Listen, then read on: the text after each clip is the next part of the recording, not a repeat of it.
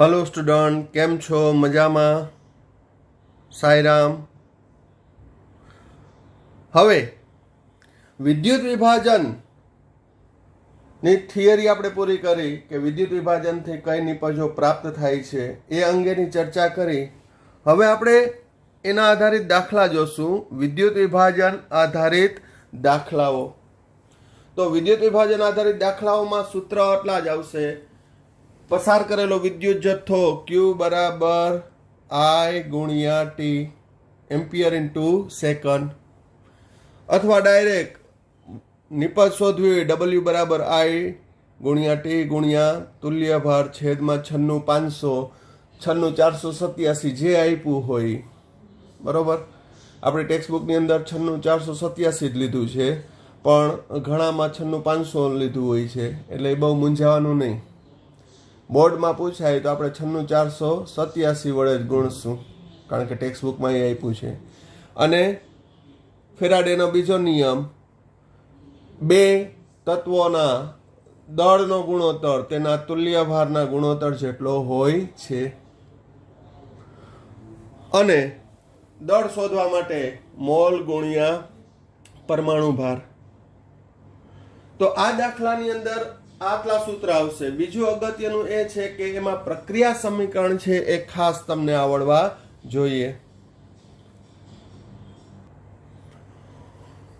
ઉદાહરણ 3.10 શું આપ્યું છે? કોપર સલ્ફેટના દ્રાવણનું 10 મિનિટ માટે 1.5 એમ્પિયર વિદ્યુત પ્રવાહ પસાર કરવામાં આવે કે તો કેથોડ પર કેટલું કોપર જમા થશે? એટલે અહીં કોપરનું દળ શોધવાનું છે. તો અહીં પસાર કરેલા વિદ્યુત જથ્થા ઉપરથી કેટલી નિપજ મળશે? એટલે ફેરાડેનો પ્રથમ નિયમ લાગુ પડશે. તો પહેલો મુદ્દો, અહીં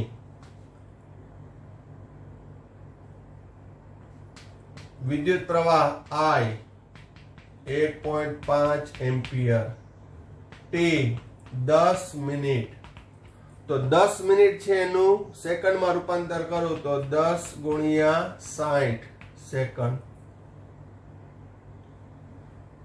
પહેલો મુદ્દો, પસાર કરેલો વિદ્યુત જથ્થો Q બરાબર I ગુણ્યા T 1.5 ગુણ્યા 600 એટલે 900 કુલમ. હવે 900 કુલમ હોય, બરાબર ધ્યાન રાખજો. અહીંયા બે રીતે આપણે દાખલા કરશું. ગણતરીની રીત બે રીતે થશે, બાકી તો પદ્ધતિ એક જ સરખી થશે. અહીંયા કુલમ ને બદલે હું ફેરાડેમાં રૂપાંતર કરું તો 900 કુલમ ભાગ્યા 96,487 કુલમ પ્રતિ ફેરાડે લખી શકું. એક ફેરાડે એટલે 96,487 કુલમ કુલમ જાય.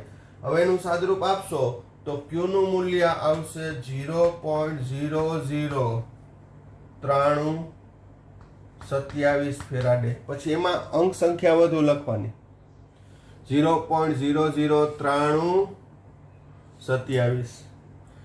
હવે કોપર સલ્ફેટનું દ્રાવણ છે તો એમાં કોપર +2 અને SO4 -2. કેથોડ માઇનસ ઉપર કોપર +2 રિડક્શન પામે. કેટલા ઇલેક્ટ્રોન મેળવે? 2.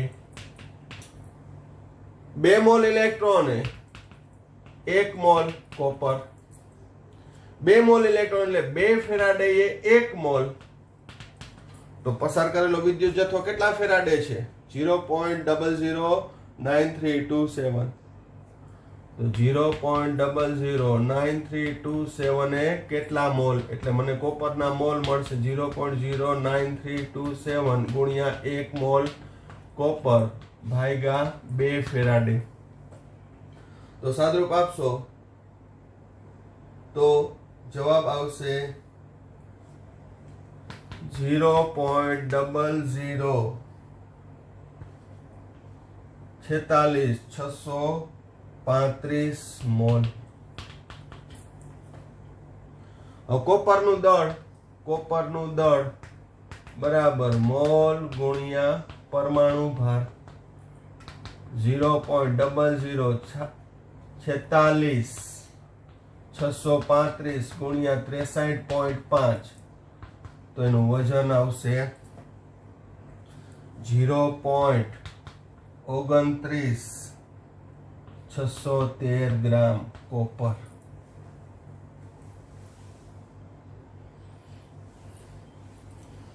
તો પસાર કરેલો વિદ્યુત જથ્થો છે એ કેમાં ફેરવો મેં?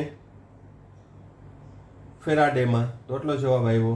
હવે 2 મોલ ઇલેક્ટ્રોન એટલે 2 ફેરાડે, કારણ કે 1 મોલ ઇલેક્ટ્રોન દ્વારા વહન પામતો વિદ્યુત જથ્થો એટલે 1 ફેરાડે. તો 2 મોલ દ્વારા 2 ફેરાડે.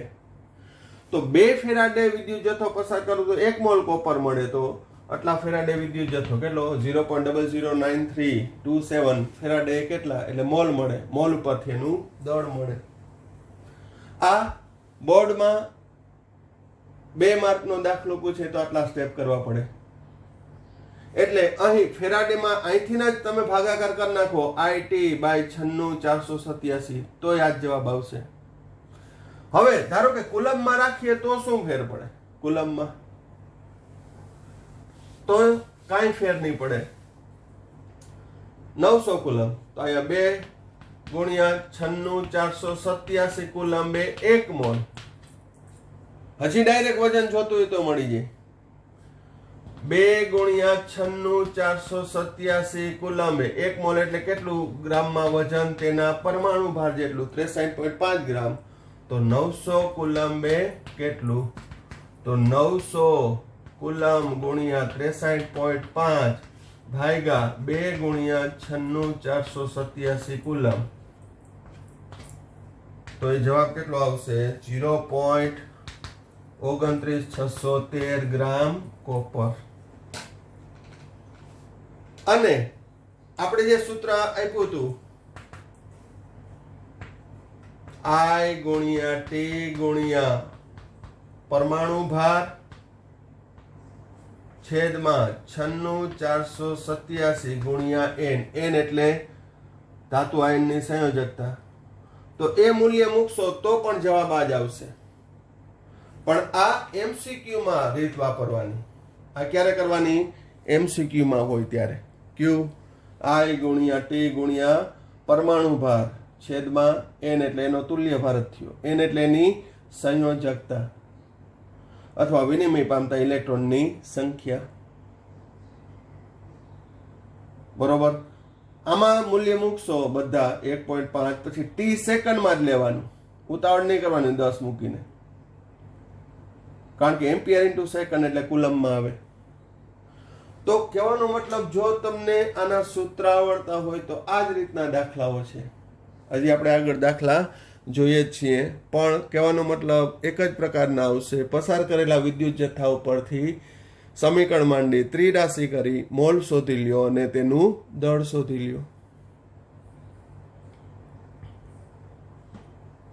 હવે લખાણ સંબંધિત 3.10 0.5 એમ્પિયરનો વિદ્યુત પ્રવાહ 2 કલાક સુધી એક તારમાંથી વહે છે. તો તેમાં કેટલા ઇલેક્ટ્રોન વહતા હશે? તો હવે અહીં પસાર કરેલો વિદ્યુત જથ્થો I બરાબર 0.5 એમ્પિયર છે. T બરાબર 2 કલાક, પણ 2 કલાક ગુણ્યા 3600 સેકન્ડ.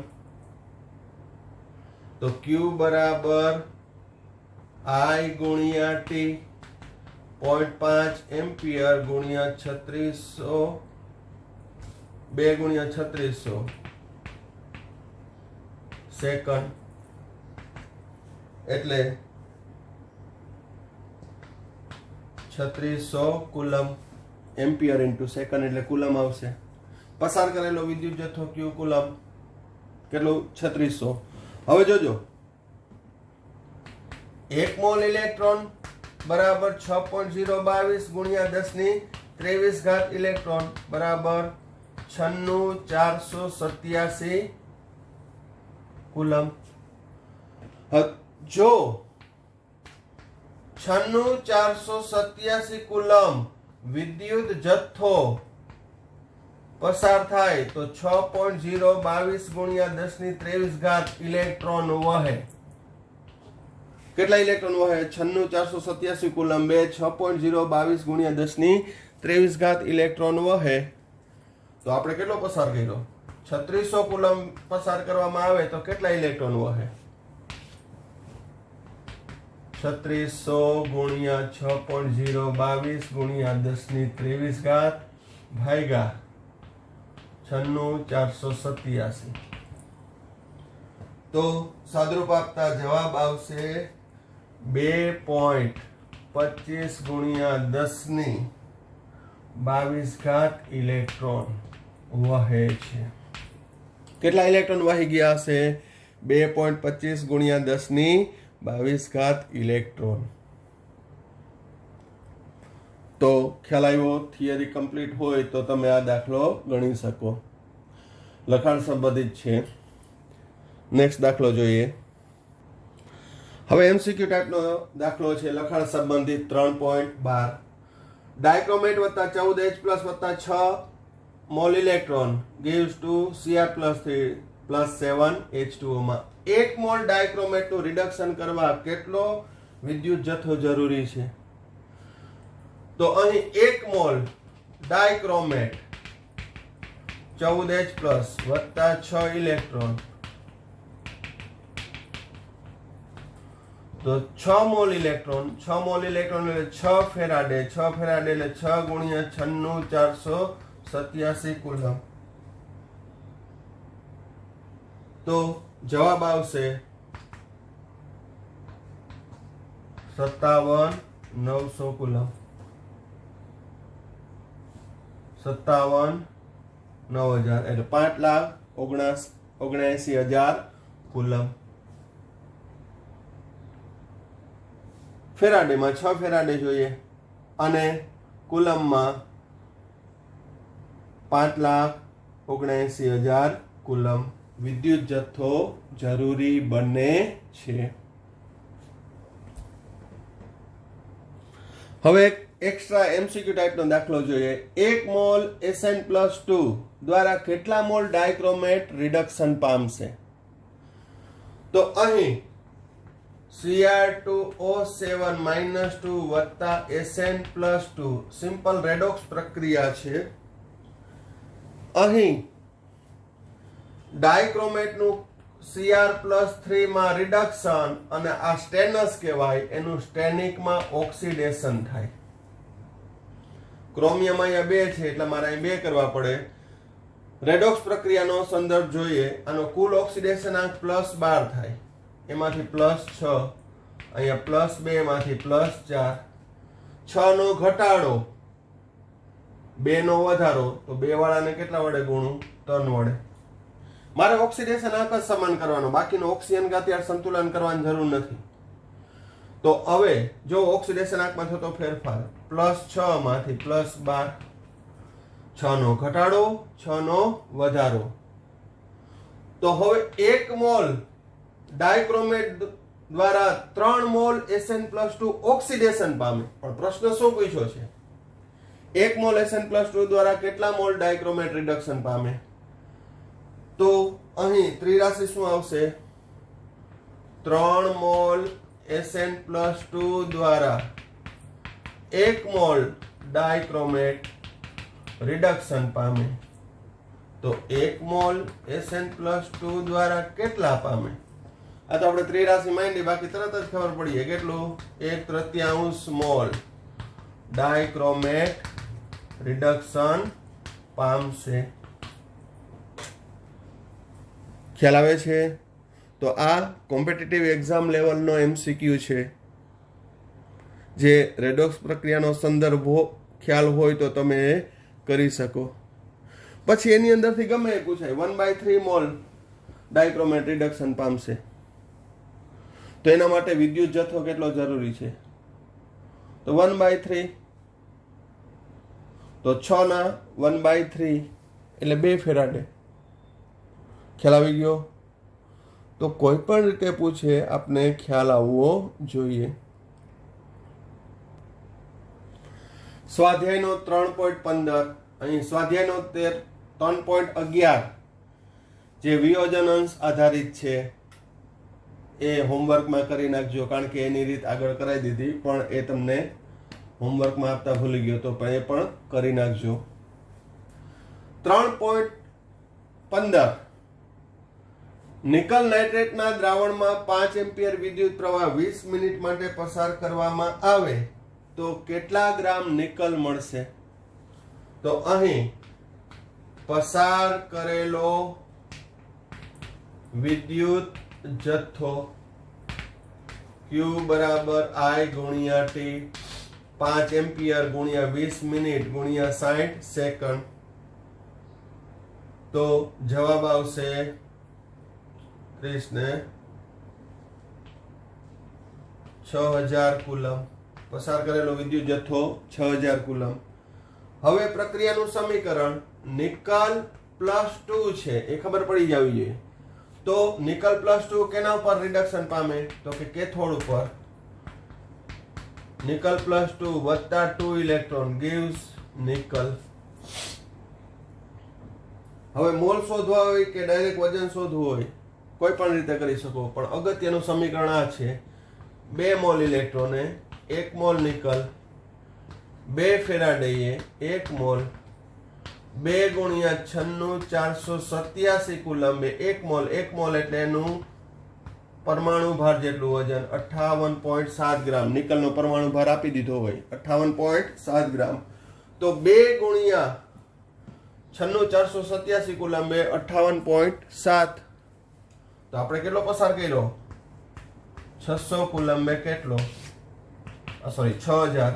તો 6000 ગુણ્યા 58.7 ભાગ્યા 2 ગુણ્યા 96,487, એટલે ડાયરેક્ટ જવાબ આવશે ગ્રામમાં 1.82 ગ્રામ નિકલ નિક્ષેપિત થશે. અને એમસીક્યુ માટે W બરાબર I ગુણ્યા T ગુણ્યા પરમાણુ ભાર છેદમાં 96,487 ગુણ્યા N.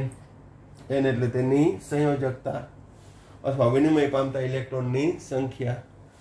તુલ્ય ભારનું સૂત્ર મૂકો તો N નહીં મૂકવાનો, તો અલગથી તમારે તુલ્ય ભાર શોધવો પડે. 58.7 ભાગ્યા 2, 58.7 ભાગ્યા 2, તો આ તુલ્ય ભાર આવી જાય. એ પણ સૂત્ર મેં કરાવ્યું. આ એમસીક્યુ માટે ડાયરેક્ટ જવાબ આવી જશે 1.82.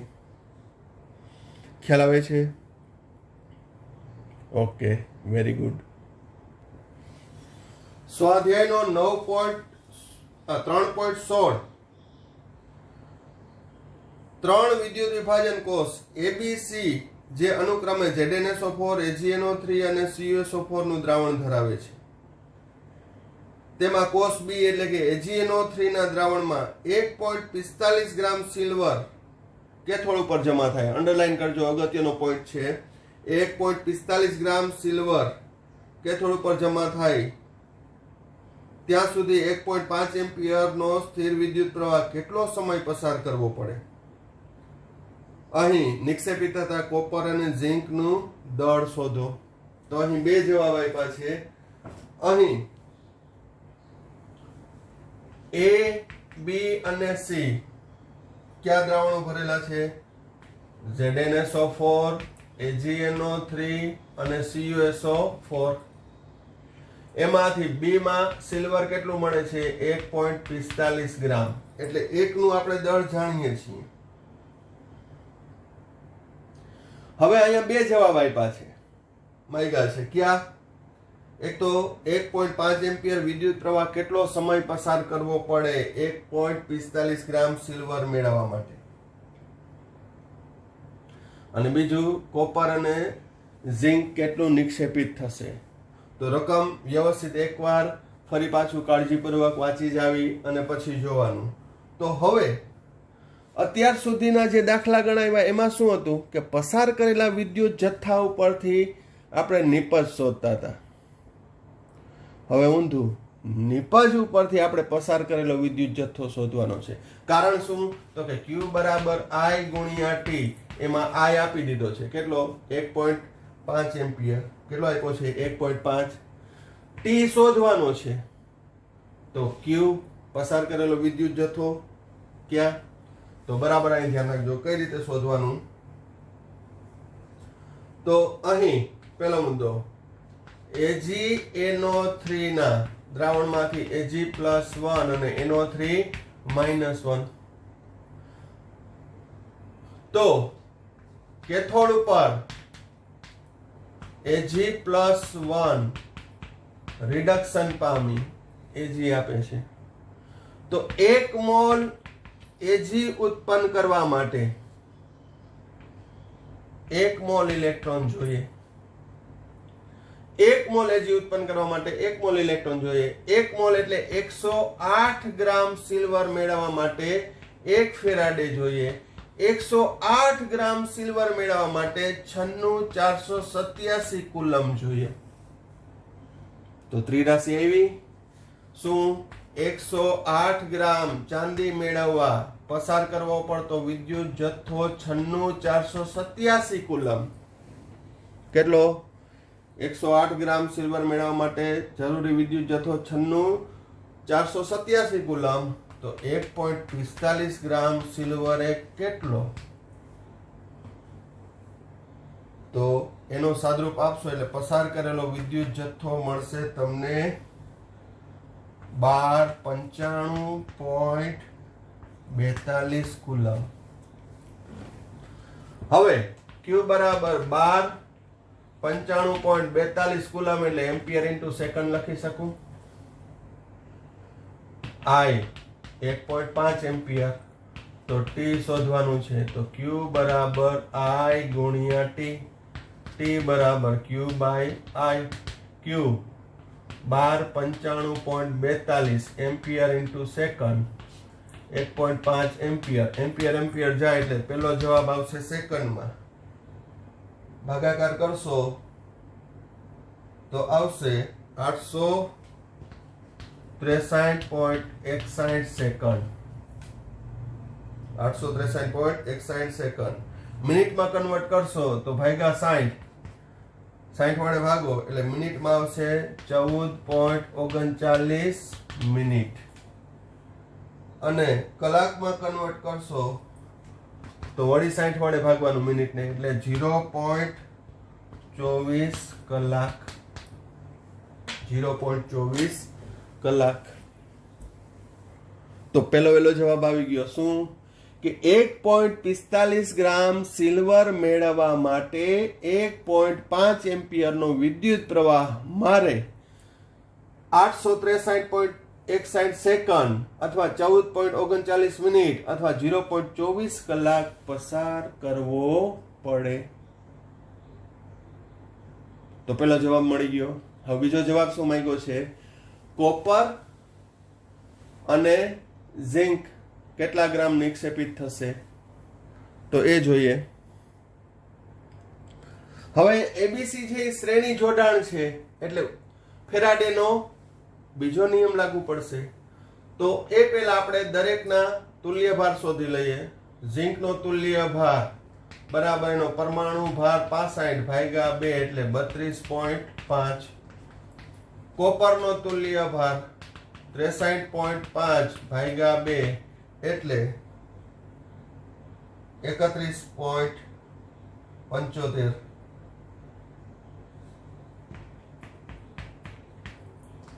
સિલ્વરનો તુલ્ય ભાર એનો પરમાણુ ભાર 108 ભાગ્યા 1 એટલે 108. હવે ઝિંકનું દળ શોધવાનું છે. તો હવે આપણે 1 2 માં ગોટા થઈ જાય એના કરતા આપણે આ જ મૂકીએ. W silver by W zinc equal to equivalent of silver equivalent weight of zinc. મૂલ્ય મૂકી દો. સિલ્વર નું 1.45, ઝિંક નું શોધવાનું છે. આનો તુલ્ય ભાર 108, આનો 32.5. તો વેઇટ ઓફ ઝિંક સાદરૂપ આપશો એટલે વેઇટ ઓફ ઝિંક આવશે તમારે 0.436. 0.436 ગ્રામ.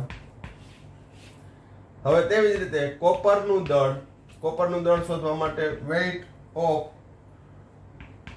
Silver by weight of copper equal to equivalent weight of silver equivalent weight of copper 1.45 weight of copper શોધવાનું છે 108 કોપરનો તુલ્ય ભાર 31.75. પછી તુલ્ય ભાર શોધતા આવડવું જોઈએ કે શા માટે? કારણ કે 11મા ધોરણમાં શીખડાવી દીધો છે તત્વનો તુલ્ય ભાર weight of copper. તો કોપરનું દળ આવશે 0.426 ગ્રામ. ઝિંકની નજીક જ આવશે કારણ કે બંનેના તુલ્ય ભાર લગભગ નજીકના છે. તો આ દાખલા ગણો ત્યારે ફેરાડેના બીજા નિયમ સાથેની સરખામણી કરતા જાજો કે પ્રાપ્ત થતી નિપજ એ જે તે તત્વના તુલ્ય ભારના સમપ્રમાણમાં હોય છે. ખ્યાલ આવે છે? તો થિયરી સાથે આપણે અહીંયા દાખલા ગણતા જવાના અને દાખલાના આધારે ફરી પાછી થિયરી છે એ કોન્ક્રીટલી કરવાની. સ્વાધ્યાયનો 3.12 MCQ ટાઈપના દાખલા છે.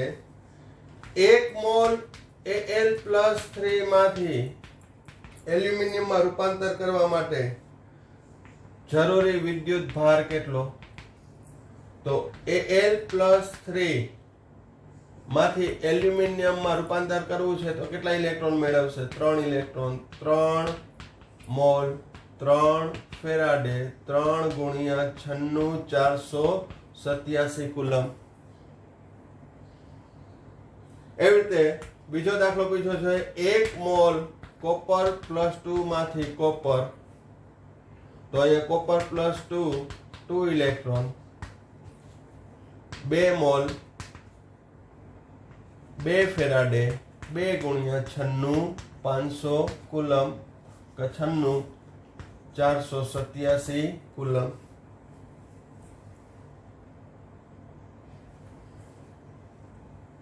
ત્રીજો પૂછ્યો છે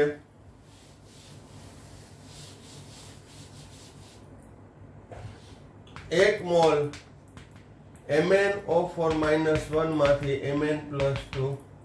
હવે MnO4 પરમેંગેનેટ આયન માંથી Mn+2 બને તો ઓક્સિડેશન આંકમાં +7 માંથી +2 5 નો ઘટાડો.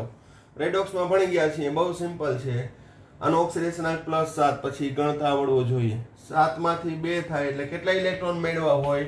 5 ઇલેક્ટ્રોન. 5 ઇલેક્ટ્રોન એટલે 5 મોલ. 5 મોલ એટલે 5 ફેરાડે. 5 ફેરાડે એટલે 5 ગુણ્યા 96 487 કુલમ. તો 3.12 એ MCQ ટાઈપના દાખલા માટે ઉપયોગી થાય. અથવા એને રિલેટેડ કંઈ પણ બીજું પૂછ્યું હોય, 1 મોલ ના આપ્યું હોય અને 0.2 મોલ આપ્યું હોય કે 10 મોલ આપ્યું હોય તો 1 મોલે 5 ફેરાડે તો 10 મોલે કેટલા? x મોલે કેટલા? તો એ આપણા નોલેજમાં હોવું જોઈએ. ત્યારબાદ 3.13 પણ એવો જ છે. પિગલિત CaCl2 માંથી 20 ગ્રામ કેલ્શિયમ મેળવવા માટે પિગલિત CaCl2 માંથી 20 ગ્રામ કેલ્શિયમ મેળવવા માટે કેટલો વિદ્યુત જથ્થો જોઈએ છે એ ફેરાડેના પર્યાયમાં કહેવાનું છે. કેટલા ફેરાડે? તો CaCl2 મેં હોમવર્કમાં પણ આપ્યું હતું. કેથોડ માઇનસ ઉપર Ca+2 2 electron 2 mole 1 mole 2 Faraday 1 mole એટલે 40 ગ્રામ. તો 40 ગ્રામ કેલ્શિયમ 1 મોલ એટલે 40 ગ્રામ. 40 ગ્રામ એનો પરમાણુ ભાર છે. 40 એ 2 ફેરાડે તો 20 ગ્રામ એ કેટલા ફેરાડે? 1 ફેરાડે. કેટલા ફેરાડે? 1 ફેરાડે. ત્રિરાશીની એટલી જ ગણતરીની જરૂર પડે, મોઢે જ થઈ જાય. તેવી જ રીતે બીજું ઉદાહરણ આપ્યું છે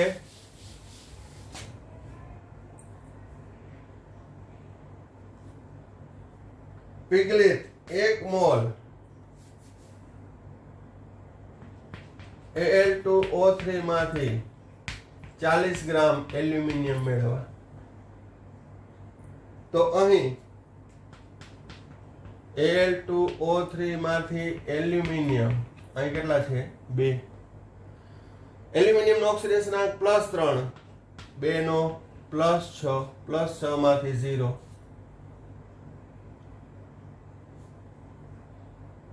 +6 માંથી 0. કેટલા ઇલેક્ટ્રોન મેળવશે 6 ઇલેક્ટ્રોન. તો 40 ગ્રામ એલ્યુમિનિયમ તો કે 6 mall 6 Moll 2 mall aluminium reduction પામે. 6 ફેરાડેએ 2 મોલ 6 ફેરાડે 2 ગુણ્યા 27 એટલે કે 54 ગ્રામે 6 ફેરાડે. તો 40 ગ્રામે કેટલા ફેરાડે 54 ગ્રામ એલ્યુમિનિયમ મેળવવા માટે 6 ફેરાડે. તો 40 ગ્રામે કેટલા 40 ગુણ્યા 6 ભાગ્યા 54, 40 ભાગ્યા 9, જવાબ આવશે 40 ભાગ્યા 9, 4.44 ફેરાડે. તો 3.13 નો બીજાનો જવાબ શું આવશે તો કે 4.44 ફેરાડે. હવે હોમવર્કમાં એક આપું છું 3.14. એ પણ મને ખાસ બધાએ હોમવર્કમાં છે એ મોકલવાનો છે. હવે આ ટેક્સ્ટબુકના દાખલાઓ છે એની ચર્ચા અહીંયા પૂરી થઈ. 2 હોમવર્કમાં થશે 3.14 અને 3.18. એ પણ મેં થિયરી ભણાવી છે, એમાં બધા સમીકરણ લઈ લીધા છે. તો એ ખાસ તમારે હોમવર્કમાં મને મોકલવાનું છે.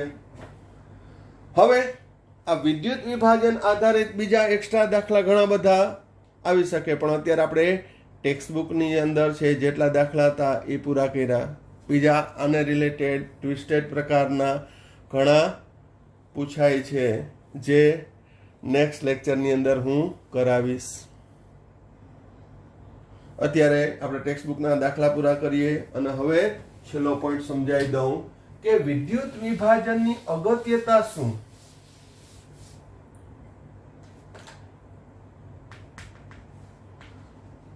વિદ્યુત વિભાજન નું મહત્વ અથવા અગત્યતા શું.